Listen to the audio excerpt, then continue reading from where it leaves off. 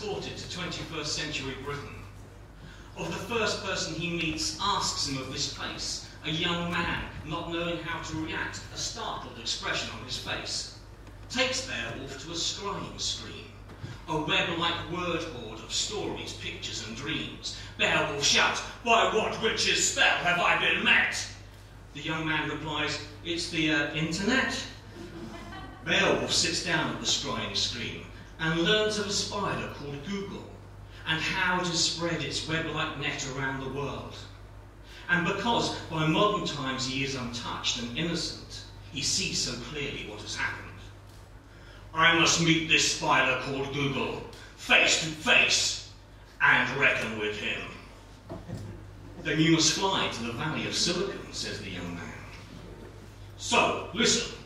Beowulf marches on the airport. Ordinary people part as he appears. Beowulf in wonder as he sees the mighty metal geese addressed, cuts his way through the security fence and marches up to the biggest metal goose and says, "Big bird, take me to the spider that weaves the mighty web." A man leans out of the eye of the goose and says, "Get off the runway, you nutcase. If you're on a stag party to Romania, you want Terminal 6. "No, you fool. I had my stag party many years ago.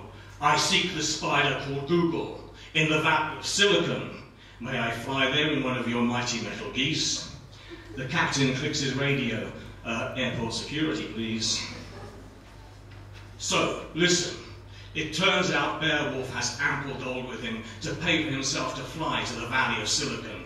And so he arrives at the spider's lair and bursts in.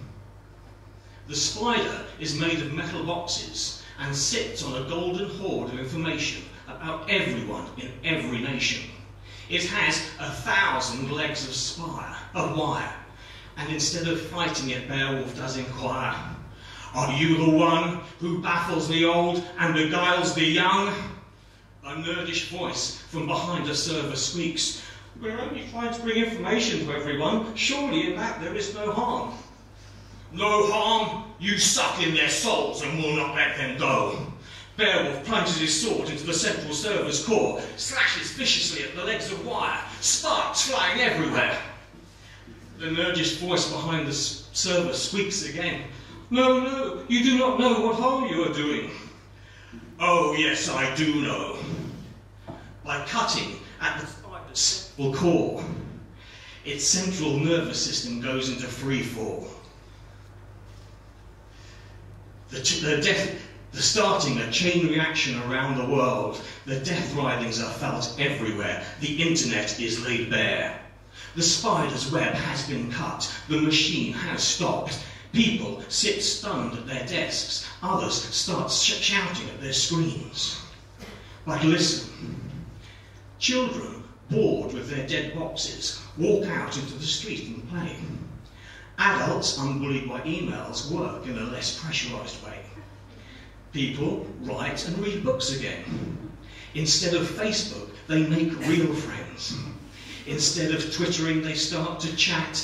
Instead of sitting, they start to walk.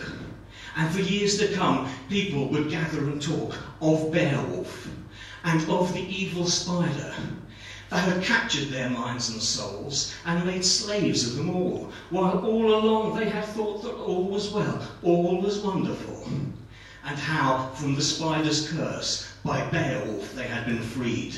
He had killed the monster spider, and they were glad of the deed.